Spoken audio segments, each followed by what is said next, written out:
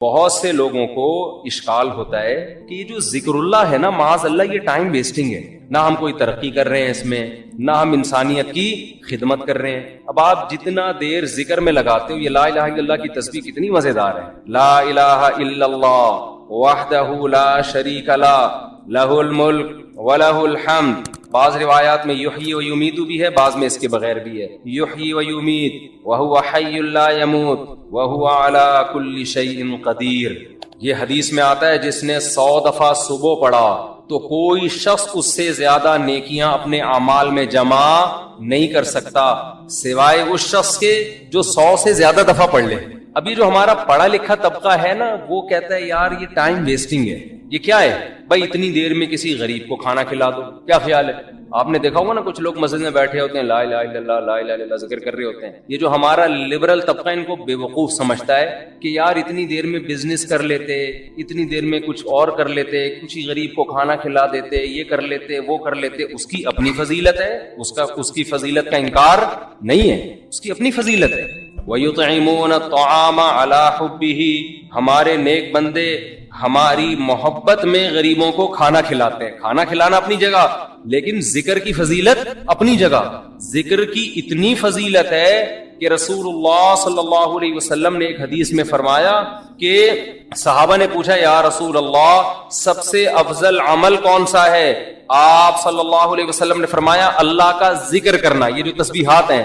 صحابہ نے عرض کیا یا رسول اللہ کیا جہاد سے بھی افضل ہے؟ یعنی ہم تو فرسٹ ٹائم سن رہے ہیں، ورنہ ہمیشہ ہم نے سنا سب سے افضل عمل کون سا ہے؟ جہاد ہے۔ آج ہم فرسٹ ٹائم سن رہے ہیں کہ سب سے افضل عمل کون سا ہے؟ ذکر اللہ۔ آپ نے فرمایا جہاد سے بھی افضل ہے، یہاں تک کہ تم اللہ کے راستے میں گھوڑا لے کے نکلو اور تمہارے گھوڑے کی ٹانگیں کاٹ دی جائیں، اس سے بھی زیادہ افضل ہے کہ اللہ کا ذکر کرو۔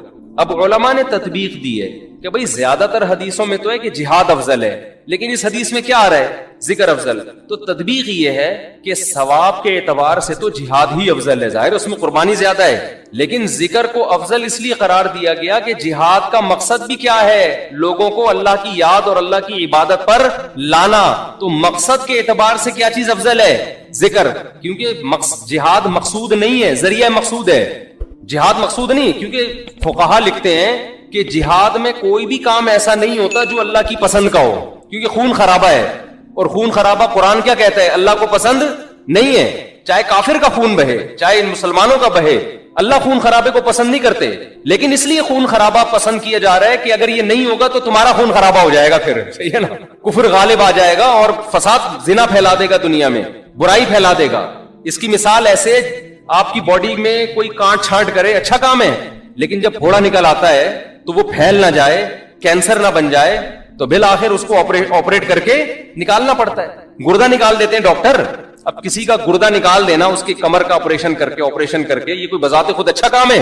برا کام ہے، لیکن بھائی وہ مجبوراً اس لیے کرنا پڑ رہا ہے کہ یہ گردے میں کینسر کی رسولی بن گئی ہے، یہ نہیں کاٹا تو دوسرا بھی خراب ہو جائے گا۔ تو جہاد کا تمام فقہا بیان کرتے ہیں بذات خود یہ فساد ہے، زمین میں ایک فساد ہے، لیکن اس کو پسند اس لیے کیا گیا ہے کہ یہ نہیں ہوگا تو اس سے بڑا فساد ہوگا، ورنہ اللہ زمین میں فساد کو پسند نہیں کرتے، خون خرابے کو پسند نہیں کرتے، چاہے وہ کافر ہی کا خون خرابہ ہو۔ یہی تو وجہ ہے کہ جب اللہ نے فرشتوں کو بتایا کہ میں ایک مخلوق پیدا کرنا چاہ رہا ہوں آدم، تو فرشتوں نے کیا کہا؟ یسفک الدماء، یہ زمین میں خون بہائے گا۔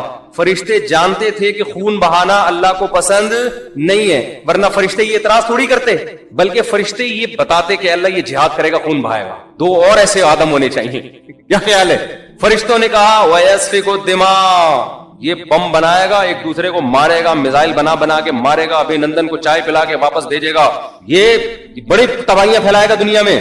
تو اللہ میاں نے اس کا فرشتوں کا جواب نہیں دیا کہ اچھا ہے نا خون بہائے گا تو صحیح ہے نا، نہ یہ نہیں کہا۔ اللہ نے کہا اعلم ما لا تعلمون، ٹھیک ہے تم نے اس کی ایک بیڈ کوالٹی بیان کی ہے کہ خون بہائے گا، لیکن اس کی کچھ اچھی گڈ کوالٹیز بھی ہیں، وہ تم نہیں جانتے۔ تو اس سے صاف پتہ چلتا ہے اللہ زمین میں خون خرابے کو پسند نہیں کرتے، مجبوری ہے۔ تو اس لیے نبی نے ذکر کو افضل قرار دیا کہ جہاد سے مقصد کیا ہے؟ اللہ کا نظام اور اللہ کی محبت لوگوں کے دلوں میں آئے، لوگ اللہ کو یاد کریں، تو مقصد کے اعتبار سے ذکر کی فضیلت ہے جہاد پر, ثواب کے اعتبار سے کس کی فضیلت ہے؟ جہاد کی فضیلت. ظاہر ہے وہ ذکر کرنے والے کا کیا جا رہا ہے, لیکن جہاد میں تو آپ کے خون بہتا ہے, آپ کا بہت بڑی قربانی دینی پڑتی ہے. تو اب میں عرض کر رہا تھا کہ ہمارا جو لبرل طبقہ ہے نا, جو خوش قسم کے لوگ ہوتے ہیں, جو بڑے آج کل براڈ مائنڈڈ بنے پھرتے ہیں, اسلام کے فلسفیانہ انداز سے آپ ان سے بڑی لمبی چوڑی تقریریں کروا لیں, لیکن اللہ کا ذکر نہیں کرتے. اور نہ کرنا تو چلو اتنا بڑا جرم نہیں ہے, جو ذکر کر رہا اس کو کیا سمجھتے ہیں؟ بے وقوف. کیا بھائی یہ فلاں بزرگ سے بیعت ہے اور ان کی وہاں بیٹھا ہوتا ہے مسجد میں, صبح صبح انہوں نے بولا یہ اللہ اللہ کیا کرو تو بیٹھ کے اللہ اللہ کر رہا ہو, یہ کسی حدیث میں پڑھ لیا یہ ذکر کرنا. اچھا, اپنے کاموں کو بنانے کے لیے وظیفے پڑھنے والے مارکیٹ میں بہت, آپ کہیں دیکھے ہو نا اللہ اللہ کر رہا ہے تو سمجھ لو اس کی شادی نہیں ہو رہی, کسی نے اس کو شادی کا وظیفہ بتایا ہے. ایسے نیک مارکیٹ میں شارٹ ہیں جو اللہ اللہ کر رہے ہیں صرف اللہ کو یاد کرنے کے لیے, ایسے نیک مارکیٹ میں کیا ہیں؟ شارٹ چل رہے ہیں. تو ایسے نیک لوگوں کو لوگ بے وقوف بھی سمجھتے ہیں کہ ٹائم ویسٹنگ, یہ کر لیتے یہ کر لیتے یہ کر لیتے. ہم نے اپنے اکابر کو دیکھا ہے جنہوں نے بڑے بڑے کام کیے, لیکن آپ ان کے ذکر کی ڈیٹیل میں جائیں تو ایسا لگتا ہے یار یہ تو اتنا ٹائم یہ ذکر اللہ میں گزارتے تھے, ان کے پاس باقی کاموں کے لیے ٹائم کب بچتا تھا, لیکن باقی کام بھی انہوں نے بہت کیے. تو یہ جو لبرل طبقہ ہے نا ہمارا, ان کو یہ صوفی ٹائپ کے لوگ جو اللہ اللہ کر رہے ہیں تسبیح پکڑ کے یا ویسے ہی, ان کو یہ برے لگتے ہیں کہ ٹائم ویسٹ کر رہے ہیں. لیکن بات یہ ہے کہ جب انسان کو کسی سے محبت ہوتی ہے تو محبوب کی یاد میں ٹائم ویسٹ کرنا یہ اس کو ویسٹ ٹائم کی ویسٹنگ لگتا نہیں ہے. یہی تو منزل ہے بھائی, ہم پیدا ہی اللہ کے لیے ہوئے ہیں. ہو جائے اللہ کی یاد میں ٹائم ویسٹ, سبحان اللہ, اور کیا چاہیے؟ جانا کس کے پاس ہے ہم نے؟ اللہ کے پاس جانا ہے. تو ٹائم بچانا کہتے کس کو ہیں, میری یہ سمجھ میں نہیں آتا. تو میں یہ عرض کر رہا تھا کہ حضرت موسیٰ علیہ السلام کو نا, جب میں یہ عرض کر رہا تھا اسلام میں وقت کی حفاظت کی بہت زیادہ ویلیو. تو وقت کا تقاضا یہ ہے, وقت کی حفاظت کا تقاضا یہ ہے کہ بات جب کی جائے تو ٹو دا پوائنٹ کی جائے. یہی تقاضا ہے نا. اب کوئی ڈاکٹر صاحب کے پاس جائے, اس کو فیور ہے اور گھنٹہ لگاتے ہی بتانے کے لیے کہ فیور ہے, ڈاکٹر کہے گا کہ بھائی تو میرا ٹائم کیوں ویسٹ کر رہا ہے, مختصر ڈاکٹر کہے گا نا. لیکن کمال ہے, موسیٰ علیہ السلام جب اللہ کے پاس گئے ہیں تو اللہ میاں موسیٰ علیہ السلام سے پوچھ رہے ہیں کہ اور یہ کیا ہے آپ کے دائیں ہاتھ میں اے موسیٰ. بظاہر یہ بھی ٹائم ویسٹنگ ہے یا نہیں بھائی؟ یہ پہلی بات تو اے اللہ تو سیدھا سیدھا کام بتا, موسیٰ کو کرنا کیا ہے؟ فرعون کے پاس جانا ہے, بھیج دے, یہ معجزہ دکھا دے, بس جاؤ بھائی. سوال پوچھنے کی ضرورت کیا, تجھے پتا ہے نا لاٹھی ہے, اور اگر پوچھنا ہے تو ماں ہاتھا یہ کیا ہے یہ پوچھ لے. کتنا لمبا کلام, اور یہ تیرے دائیں ہاتھ میں کیا چیز ہے اے موسیٰ. موسیٰ علیہ السلام تو پیغمبر تھے, ٹائم ویسٹ بالکل بھی نہیں کرتے تھے. حضرت موسیٰ کو ٹائم بچاتے ہوئے تاکہ میں جو اپنا ہدف ہے فرعون کے پاس جانا اس کو فوکس کروں, میں اس ہدف ٹائم جتنا ضائع ہوگا, یہاں ضائع بظاہر ضائع ہو رہا ہے ٹائم, تو اتنا جواب دیتے لاٹھی. یہی جواب دینا میں آپ سے پوچھتا ہوں, اور یہ آپ کے کھوپڑی پہ کیا رکھا ہوا ہے اے کیا نام ہے آپ کا, عبد الرحمان بھائی, آپ کہیں گے ٹوپی, یہی کہیں گے نا آپ, یہ نہیں کہیں گے یہ میرے سر پہ ٹوپی ہے, یہ تو نہیں کہیں گے. تو موسیٰ علیہ السلام نے ٹائم بچانے کی کوشش نہیں کی. موسیٰ علیہ السلام نے اس سے بھی لمبا جواب, قال ہی عصایا, موسیٰ نے کہا یہ میری لاٹھی ہے. اللہ نے یہ نہیں پوچھا تھا کس کی لاٹھی ہے, اللہ نے پوچھا تھا اور یہ تیرے دائیں ہاتھ میں کیا چیز ہے اے موسیٰ. حالانکہ اے موسیٰ کہنے کی بھی ضرورت نہیں ہے, بات موسیٰ سے ہی ہو رہی ہے. اتنا لمبا کلام, اور موسیٰ جواب میں اس سے بھی لمبا کلام, یہ میری لاٹھی ہے. اللہ کو غصہ نہیں آیا, بھائی میں نے صرف جو ٹو دا پوائنٹ بات کرو, میں نے پوچھا یہ کیا ہے, میں نے یہ نہیں پوچھا کس کی. ڈاکٹر صاحب کو آپ بتا رہے ہیں کہ میری طبیعت خراب ہے, ڈاکٹر پوچھ رہا ہے کہ آپ کو کیا ہے, آپ کہیں مجھے بخار ہے, گھر میں میری بیگم کو ملیریا ہے, میری پھپھو لانڈی میں ان کو ان کے کڈنی میں اسٹون ہے, میرے چچا امریکہ میں ہے, وہ کووڈ میں مبتلا ہوئے ہیں. ڈاکٹر کو غصہ آئے گا نا, بھائی میں نے تمہارے بارے میں جو پوچھا ہے ٹو دا پوائنٹ وہ جواب دو, پورا خاندان کیوں میرے سامنے لا کے بٹھا دیا تم نے, غصہ آئے گا نا. لیکن جب آئے گا جب ڈاکٹر کو آپ سے محبت نہیں ہو. اگر ڈاکٹر کی آپ معشوقہ ہو, معذرت کے ساتھ مثال تو کوئی بھی دی جا سکتی, اگر آپ ڈاکٹر کی معشوقہ ہو اور ڈاکٹر آپ سے ملنے کے لیے بڑے عرصے سے اس نے کلینک کھولی ہی آپ کو پھنسانے کے لیے کہ اس محلے میں کلینک کھولتا ہوں, ہو سکتا ہے کسی دن اس بہانے آ جائے, پھر ڈاکٹر کہے گا اپنی خالہ کے بارے میں بھی رپورٹ پیش کرو, اپنی پھپھو کے بارے میں بھی رپورٹ پیش کرو, اور اپنے ماموں کے بارے میں بھی تفصیل سے بتاؤ, جتنی ڈیٹیل بتا سکتی ہو بتاؤ, پھر میں اپنی پھپھو کے بارے میں بتاؤں گا. آئی بات سمجھے, ہم پھپھو کھیلیں گے آپس میں, پورا خاندان جب تک ختم نہیں ہوگا نا ڈاکٹر خاموش نہیں ہوگا. ڈاکٹر کہے گا علاج مقصود نہیں ہے, یہ کلینک تو آپ کو پھنسانے کے لیے کھولی ہم نے, مقصد ہی یہاں ٹائم ویسٹنگ ہے. صحیح ہے نا, آپ سے بات کرنا ہی کیا ہے, مقصود ہے. تو ایک انسانوں کی محبت ہوتی ہے جو مردار ہے, جو ختم ہونے والی ہے. دنیا میں کتنے لیلا مجنون آئے, آج قبر میں کیڑے ان کو کھا رہے ہیں. کہیں کا مجنون نے کوشش کی کہ لیلا کی قبر میں جا کے وزٹ کر کے آؤں, سب سڑ گئے, مر گئے. اور ایک محبت کس سے ہوتی ہے بھائی؟ اللہ سے ہوتی ہے. محبت میں لمبا کلام کر رہے ہیں, یہاں ٹائم ویسٹ کرنا ہی کیا ہے مقصود ہے. اور موسیٰ علیہ السلام کی محبت کو شے آ گئی اور کہہ رہے ہیں ہیا عصایا, یہ میری لاٹھی ہے, اتوکئ علیہا. کوئی لبرل آدمی بیٹھا ہوا ہوتا, سائنٹسٹ وہاں پہ پڑھا لکھا, وہ ٹائم کیلکولیٹ کر رہا ہوتا ہے اتنی دیر میں موسیٰ علیہ السلام اتنی چیزیں ایجاد کر سکتے تھے قوم کی خدمت میں, اتنے غریبوں کو کھانا کھلا سکتے تھے. تو یہ کیسے نبی ہے معاذ اللہ ہے بھائی؟ یہ کیا قوم کے قائد بنیں گے؟ یہ کیا قیادت کریں گے؟ یہ لوگوں کو ٹائم بچانے کی ترغیب کیسے دیں گے؟ ان سے تو سوال پوچھا گیا, یہ کیا ہے؟ جواب میں پوری رپورٹ پیش کر دی انہوں نے, اتنا لمبا کلام. لیکن موسیٰ کے سامنے کوئی لبرل ایسی بات کرے تو موسیٰ علیہ السلام کہیں گے کمبخت, تیرے دل میں اس خدا کی محبت نہیں ہے, ذرا اس رب کی محبت کی چنگاری پیدا کر لے تو بھی تو ایسے ہی ٹائم ویسٹ کرے گا. اور یہ ٹائم ویسٹ نہیں ہے, یہ کائنات بنی ہی خدا کی محبت پیدا کرنے کے لیے. تو یہ تو ساری چیزیں اللہ نے اس لیے بنائی ہیں, تو یہی تو مقصد ہے. بلکہ موسیٰ کو جب بھیجا نا اللہ نے فرعون کے پاس, تو موسیٰ علیہ السلام کہیں گے اللہ نہ بھیج, یہیں کوہ طور پہ ہی مجھے بٹھا لے. وہ تو اللہ نے آرڈر دے دیا تھا فرعون کے پاس جاؤ, تو چلے گئے, ورنہ دل موسیٰ علیہ السلام کا جانے کا نہیں چاہ رہا تھا. بس یہی دل چاہ رہا تھا اللہ سے ہی ہم کلام ہوتا رہوں, میں اللہ سے ہی باتیں کرتا رہوں. تو قال ہی عصایا, اب وہاں کوئی لبرل بیٹھا ہوا ہے, سائنٹسٹ بیٹھا ہوا ہے, تو موسیٰ علیہ السلام پر اعتراض کر. موسیٰ علیہ السلام کیا کہہ رہے ہیں؟ ہی عصایا, یہ میری لاٹھی ہے, اتوکئ علیہا, اس پہ میں ٹیک بھی لگاتا ہوں, واہش بہا علی غنمی, درختوں کے پتے جھاڑ کر اپنی بکریوں کو پتے بھی کھلاتا ہوں, ولی فیہا مآرب اخری, اور اے اللہ بہت سارے اور بھی کام ہیں, پرمیشن دے تو پوری رپورٹ پیش کر دوں تیرے سامنے. سمجھتے ہو کہ نہیں سمجھتے؟ یہ ہے ذکر اللہ کا فلسفہ. اس لیے صبح و شام کچھ اللہ اللہ بھی ہمیں کرنا چاہیے. کوئی بات نہیں ٹائم ویسٹ ہو رہا ہے, دل لگے نہ لگے, لا الہ الا اللہ, کوئی عبادت کے لائق نہیں ہے سوائے اللہ کے, لہ الملک وحدہ لا شریک لہ, اکیلا ہے, اس کے ساتھ کوئی شریک نہیں ہے, لہ الملک, اسی کے لیے بادشاہی ہے, ولہ الحمد, قابل تعریف صرف وہی ذات ہے, یحیی, جس کو چاہتا ہے زندگی دیتا ہے, مردوں کے زندہ پیدا کر دیتا ہے نا, انڈے سے چوزا نکال دیتا ہے, مردہ چیز تھی, ویمیت, جس کو چاہتا ہے موت دے دیتا ہے. مائیکل جیکسن نے پورا زور لگا دیا 100 سال زندہ رہنے کا, اللہ نے چاہا 50 سال کے بعد ڈاکٹروں کے پینل کے بیچ میں سویا ہے, صبح پولیس بھی اس کو نہیں اٹھا سکتی. اتنے بڑے بڑے تصرفات کس نے اپنے ہاتھ میں رکھے ہیں؟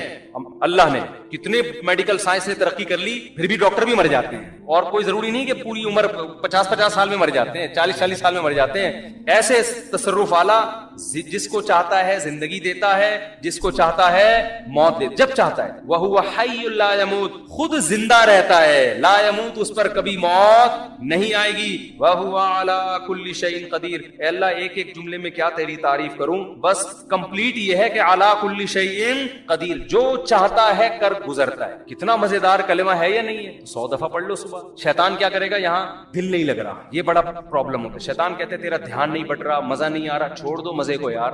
ہم نے بڑے بزرگوں سے سنا ہے کہ اگر اللہ کے ذکر میں دل نہ لگ رہا ہو نا تو ٹینشن نہ لیا کرو, یہ سوچا کرو زبان تو اللہ کو یاد کر رہی ہے نا, یہ بھی بہت بڑی فضیلت. زبان یاد کر رہی ہے کافی, دل بھی انشاءاللہ ایک نہ ایک دن لگ جائے. نہ بھی لگے تو عین منزل ہے, تھکن سے چور ہو جائے. کیا خیال ہے؟ نہ لگے دل یار. میں نے قصہ سنایا نا, ہمارے کلاس فیلو تھے مدرسے میں, وہ جیسے ہی نماز کے لیے کھڑے ہوتے نیند آ جاتی. وہ بےچارے بڑے بیزار کے یار ویسے ٹھیک رہتا ہوں, نماز کے لیے کھڑے ہوتے, سجدے میں جاتے ہم کونیاں مار کے اٹھاتے تھے نماز میں, اٹھ جا بھائی اگلا سجدہ آنے والا ہے. وہ بہت تنگ آ گئے نا, انہوں نے حضرت کو لکھ کے دیا. حضرت نے کہا کہ کوئی بات نہیں یار, آپ جان کے تو نہیں سو رہے نا, اللہ کو یہی ادا پسند ہے کہ نیند آ رہی ہے, دل نہیں لگ رہا, پھر بھی کیا کر رہے ہیں, میرے حکم پر عمل. مزوں کی زندگی جنت میں ہے. یہاں نماز میں مزہ آ جائے اچھی بات ہے, ذکر میں مزہ آ جائے یہ تو زیادہ اچھی بات ہے. مزہ نہیں آ رہا کوئی بات نہیں, زبان سے کرتے رہو چاہے مزہ نہ بھی آئے, آخرت میں اللہ ذکر کی لذت انشاءاللہ دے دے گا. قرآن میں آتا ہے کہ جنتی اللہ کا ذکر کریں گے لذت حاصل کرنے کے لیے, کیونکہ وہاں تو ان کو وہ مزہ آئے گا جو موسیٰ علیہ السلام کو اللہ سے بات چیت میں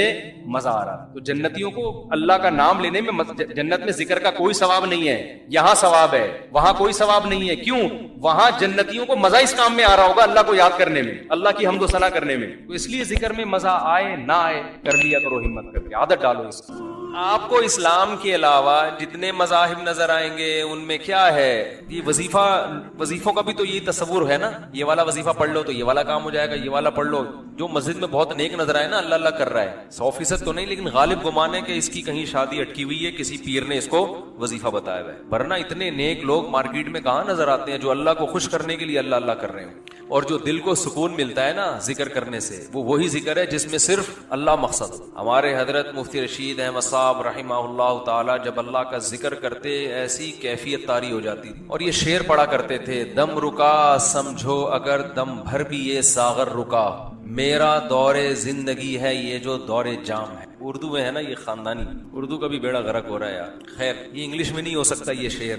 ایسے استعارے اور ایسے کنائے آپ کو اردو میں ہی ملیں گے. پہلے اس کا پس منظر سمجھانا پڑے گا. دم رکا سمجھو اگر دم بھر بھی یہ ساغر رکا. شرابی جب شراب خانے میں جاتا ہے تو شراب کا دور چل رہا ہوتا ہے نا، مست ہو کے پی رہے ہوتے ہیں. کہہ رہے ہیں کہ یہ جو دور چل رہا ہے نا شراب کا، شرابی کہہ رہا ہے اگر یہ رک گیا تو میرا دم بھی، دم بھر کے لیے بھی یہ اگر رک گیا، یعنی دم بھر کا مطلب چند سیکنڈ کے لیے بھی اگر یہ رک گیا تو میرا دم نکل جائے. کیونکہ شرابیوں کو شراب سے عشق جیسی محبت ہوتی ہے، تو بعض دفعہ اہل اللہ وہاں سے محبت ادھار لے کے، کیونکہ وہ سمجھ میں آ رہی ہوتی ہے نا لوگوں کی، تو وہ پھر اللہ کی محبت پہ فٹ کرتے ہیں. کیونکہ لوگوں کی سمجھ میں وہی چیز آتی ہے جس سے وہ مانوس ہوں. میرا دور زندگی ہے یہ جو دور جام ہے. یہ جو جام کا دور چل رہا ہے نا، یہ اصل میں میرے زندگی کا دور ہے، یعنی میرے خون کا دور ہے.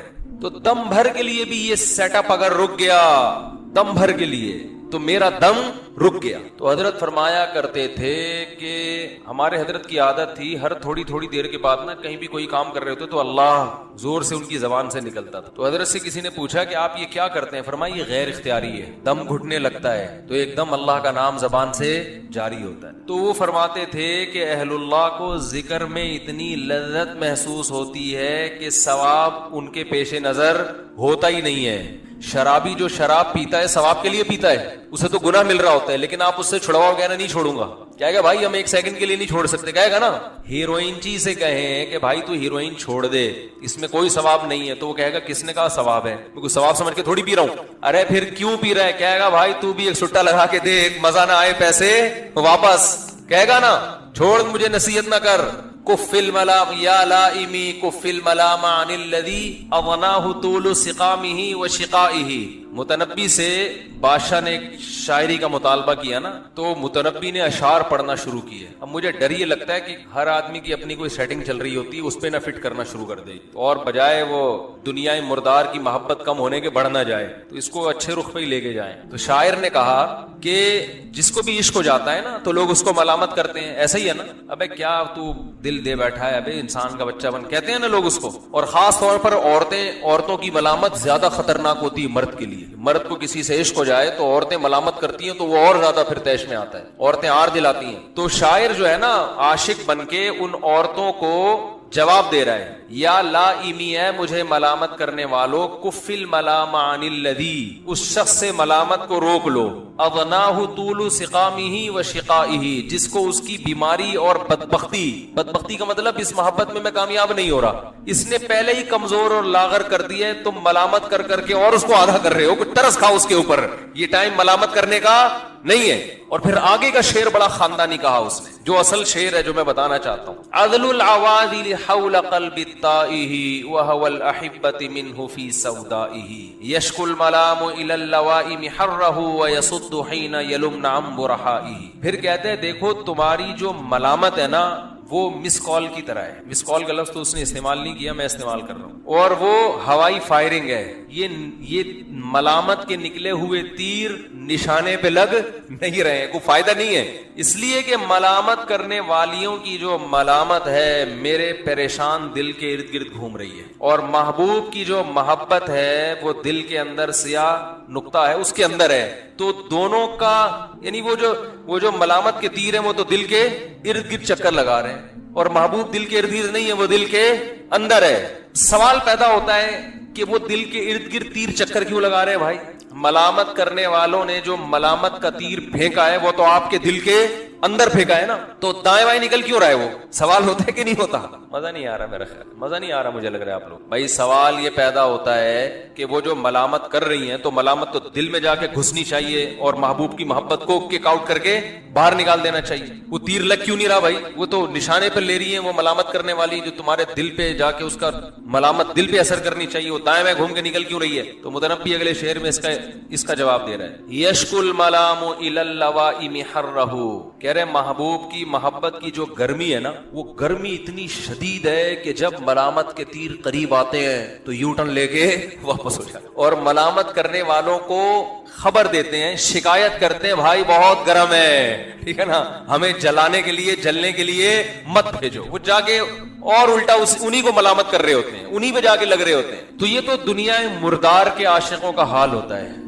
تو جس کو اللہ سمجھ میں آ جائے تو اس کو اللہ کا نام لینے میں کتنی لذت محسوس ہوتی. یہ تو اہل اللہ کا حال ہوتا ہے. تو ان کو اس سے غرض نہیں ہوتی کہ اس ذکر پہ ہمیں ثواب مل رہا ہے یا اس ذکر پہ ہمارا کوئی کام بن رہا ہے. وہ کہتے ہیں بھائی ٹھیک ہے ثواب کی ہمیں ضرورت ہے, اللہ ہمارے کام بھی بنا دے, لیکن ہمیں تو اس عمل میں لذت اتنی آتی ہے, مزہ اتنا آتا ہے کہ دم رکا سمجھو اگر دم بھر بھی یہ ساغر رکا, میرا دور زندگی ہے یہ جو دور جام ہے. فرماتی ہے جو اللہ کے ذکر کا دور ہے نا, جو زبان پہ ذکر جاری ہوتا ہے, اسی سے تو ہم زندہ ہیں. یہ نعمت ہم سے اگر چھین لی تو ہم تو مر جائیں گے. تبھی تو نبی صلی اللہ علیہ وسلم نے فرمایا اللہ کا ذکر ایسے کرو لوگ دیوانہ سمجھیں. لوگ کیا سمجھیں؟ دیوانہ. اس کا یہ مطلب نہیں ہے کہ کلیجے پھاڑ پھاڑ کے اور وہ موالی جیسے قوال, جب ان قوالوں کو بولو نا کہ یہ کس طرح اللہ کے نام کی توہین کر رہے ہو, کہہ رہے حدیث میں آتا ہے اللہ کا ذکر ایسے کرو لوگ کیا سمجھیں؟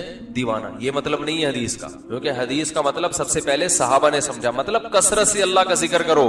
آج محفلوں میں بھی اللہ کا ذکر ختم. نبی صلی اللہ علیہ وسلم نے کیا فرمایا, وہ محفل جس میں اللہ کو یاد نہ کیا جائے قیامت کے دن خسارے کا ذریعہ بنے گی. اس لیے جب بھی کوئی محفل ہو نا, کہیں نہ کہیں کسی نہ کسی حوالے سے اللہ کا نام لے لینا چاہیے انسان. ہم نے علماء کو دیکھا ہے, اہل اللہ کو دیکھا ہے, کوئی نعمت سامنے آئی نا, جیسے سخت گرمی میں ہمارے ایک استاد سے ان کے سامنے انگور لا کے رکھے, ہم نے پیاس لگ رہی ہو اور لال سرخ انگور آ جائیں, ایک دم دنیا دار آدمی ایک دم پھوڑ دے گا. ایسے ہی ہے نا, کیا خیال ہے بھائی؟ ایک دم کھانا شروع کرے گا. ابے لا یار, اللہ والے کیا کرتے ہیں, سب سے پہلے اللہ کا شکر. اور وہ روایتی شکر نہیں ہوتا کہ اللہ کا شکر ہے, دل سے لگ رہا ہوتا ہے کہ یہ اس نعمت پہ اللہ کا شکر ادا کر رہے ہیں. اے اللہ تیرا کتنا بڑا فضل ہے, کیسی کیسی نعمتیں تو نے ہمیں کھانے کو عطا فرمائی. گرمی میں جب ٹھنڈا پانی آیا کرے نا, اللہ کو یاد کرے, صرف روایتی نہیں. روایتی کا مطلب بسم اللہ الرحمن الرحیم پڑھ لیا اور آخر میں الحمدللہ کے لیے, یہ بھی ٹھیک ہے, سنت ہے, لیکن یہ تو ایک روایت بن چکی ہے نا,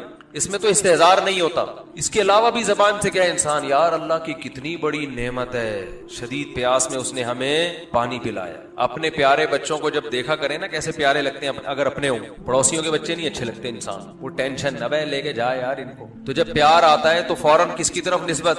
اللہ کی نعمتیں. بھائی یہب لمن یشاء اناسا, جس کو چاہتا ہے بیٹیاں گفٹ میں دیتا ہے, یہ مجھے گفٹ میں ملی ہے پیاری پیاری بچیاں. ویہب لمن یشاء الذکور, جس کو چاہتا ہے بیٹے گفٹ میں دے دیتا ہے. بڑے ہو کر تو پتہ نہیں اچھے لگے نہ لگے, بچے تو اچھے ہی لگتے ہیں نا. تو جب اپنے بچوں کو پیار کیا کرو, کس کا شکر ادا کرو, اے اللہ تیری نعمت, کیسے پیارے لگتے ہیں بھائی. ہمارا تو کلو کلو خون بڑھتا ہے بچوں کو دیکھ کے. صرف ایک فیملی پلاننگ والے ہیں جن کو بچے کو دیکھ کے خون جلتا ہے ان کا, کہ کیوں ہو گئے, کیا خیال ہے یہ کیوں ہو گئے. اور مجھے دیکھ کے تو اتنا خون جلتا ہے کہ ایک تو میں ہوں بھی چوتھے نمبر پہ. فیملی پلاننگ والے تو کہتے ہیں 2 کے بعد نہیں ہونے چاہیے نا, تو میں کون سے نمبر پہ ہوں؟ چوتھے نمبر پہ اپنے بہن بھائیوں میں. تو ایک تو اس لیے خون جلے گا, یہ تو اس کا تو پیدا ہونا ہی غلط تھا. کیا خیال ہے, اصول کے مطابق تو اس کو پیدا ہونا ہی نہیں چاہیے تھا. اس نے تو پیدا ہو کے غربت میں اضافہ کر دیا, کیونکہ 2 کے بعد جتنے ہوں گے غربت میں اضافہ کریں گے نا, اس لیے بھی جلتے ہیں. دوسرا اس لیے بھی جلتے ہیں کہ اس کے اپنے بہت سارے ہیں, اور اس لیے بھی جلتے ہیں کہ یہ بہت سارے بچے پیدا کرنے کی ترغیب بھی دیتا ہے. کیا خیال ہے.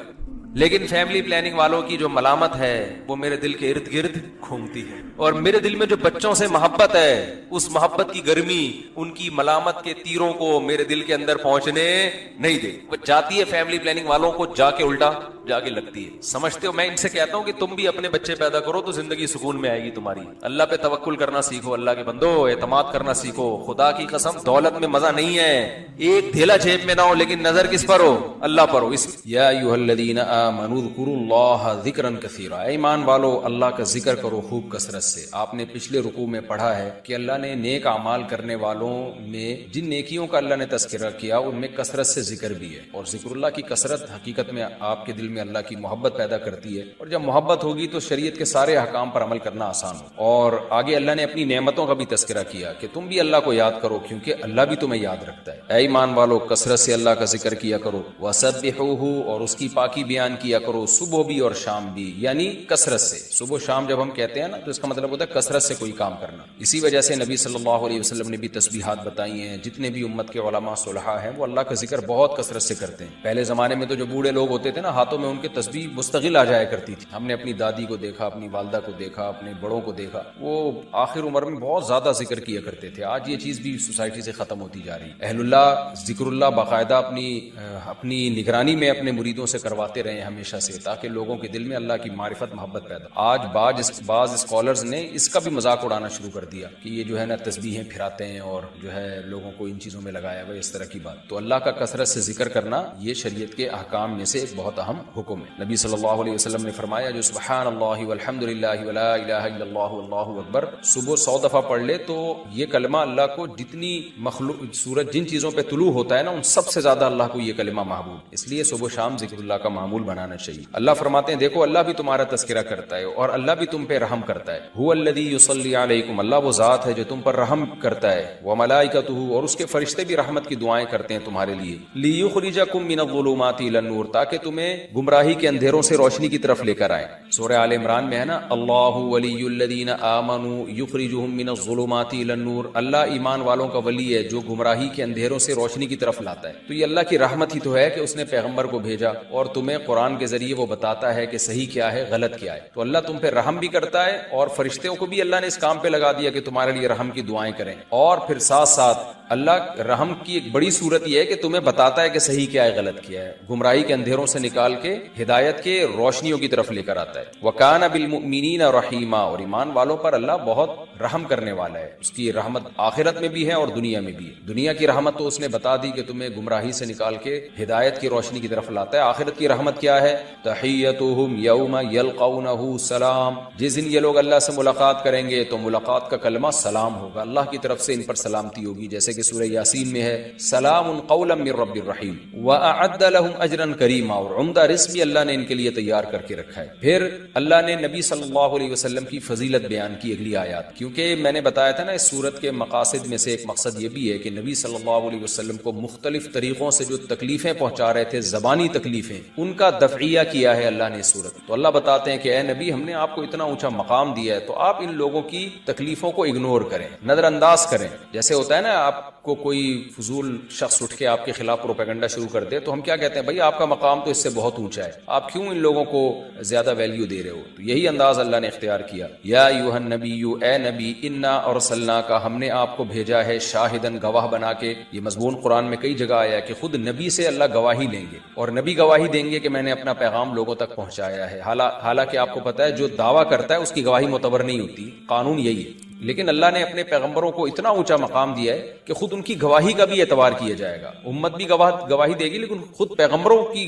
زبان کا بھی اعتبار کیا جائے گا. جیسے کہ سورت کے شروع میں تھا نا لیسأل الصادقین عن صدقہم, کہ ہم نے پیغمبروں سے معاہدہ لیا کہ تم اللہ کا پیغام لوگوں تک پہنچاؤ گے, پھر اللہ قیامت میں ان کے سچ کے بارے میں ان سے پوچھے گا. تو اللہ نے پہلے ہی بتا دیا کہ یہ سچ بولیں گے. یہ ایک بڑی فضیلت ہے. یہ انا ارسلناک شاہدا ومبشرا, ہم نے آپ کو خوشخبری دینے والا بنایا, ونذیرا, اور ڈرانے والا بنایا, وداعیا الی اللہ, اور اللہ کی طرف دعوت دینے والا ہم نے آپ کو بنایا. دنیا میں اس سے زیادہ فضیلت کا کوئی کام ہو نہیں سکتا. ہر شخص کسی نہ کسی کام میں لگا ہوا ہے لیکن سب سے بڑا کام ہے اللہ کی طرف لوگوں کو دعوت دینا باذنہ, اللہ کے حکم سے. وسراجا منیرا, اور روشن چراغ بنا دیے. جیسے اندھیروں میں کوئی چراغ ہو نا, تو جو اندھیروں میں ڈگمگا رہا ہو اس کی نظر میں چراغ کی کتنی ویلیو ہے. تو یہ دنیا بھی اندھیروں میں ہے, ان کو آپ دیکھیں ہومو سیکسولیٹی میں لگ گئے, زنا میں لگ گئے, ماں باپ کو اولڈ ہاؤس میں جمع کرانے میں لگ گئے, خودکشیوں میں لگ گئے, صحیح غلط کا پتہ ہی نہیں چل رہا کہ صحیح کیا ہے غلط کیا ہے, کس کی عبادت کرنی ہے, کوئی شرک میں لگ گیا, پتھروں کے بنائے ہوئے بتوں کو پوجنا شروع کر دیا کسی نے. تو انسان جو ہے عقل پوری طرح رہنمائی نہیں کرتی اگر وہ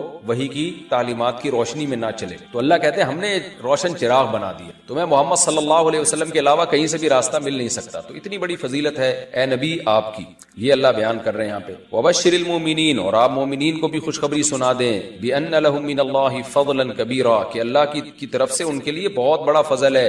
ولا تطع الکافرین والمنافقین, جب آپ کی اتنی فضیلت ہے تو آپ کافر اور منافقین کی باتیں نہ مانیں. کافر کی باتیں نہ ماننے کا مطلب تو واضح ہے کہ کافر آپ کو کہہ رہا ہے کہ اسلام کی تبلیغ چھوڑ دیں, لیکن منافقین زبان سے نہیں کہتے تھے کہ آپ اسلام کی تبلیغ چھوڑ دیں, کیونکہ زبان سے تو وہ اپنے آپ کو یہی کہتے تھے ہم مسلمان ہیں. تو یہاں منافقین کی اطاعت نہ کرنے کا مطلب یہ ہے کہ آپ ان کی منشا کو فالو نہ کریں. منافقین چاہتے ہیں آپ کو تکلیفیں دیں تاکہ آپ اسی میں الجھ کے رہ جائیں اور دعوت اور تبلیغ کے کام کو چھوڑ دیں. تو اگر آپ نے چھوڑ دیا تو یہ تو منافقین کی چاہت پر عمل ہو جائے گا, تو وہ چاہتے ہی یہی ہیں. تو آپ ان کے پروپیگنڈے کو سے متاثر نہ ہوں. آگے فرمایا ودع اذاہم, ان کی تکلیفوں کو ان پہ چھوڑ دیں, آپ اپنے کام میں لگے رہیں, اس سے متاثر نہ ہو, کیونکہ وہ چاہتے ہیں کہ آپ تکلیف میں جائیں اور تکلیف کی وجہ سے آپ اس کام میں پیچھے ہو جائیں دعوت کے کام. تو آپ نے منافقین کی بات نہیں ماننی. کیا مطلب؟ ان کی چاہت کو پورا نہیں کرنا. یہ مطلب کہ آج بھی یہی ہے کہ کوئی شخص اگر دین کی دعوت میں ہو اور اوٹ پٹانگ قسم کے لوگ آ کے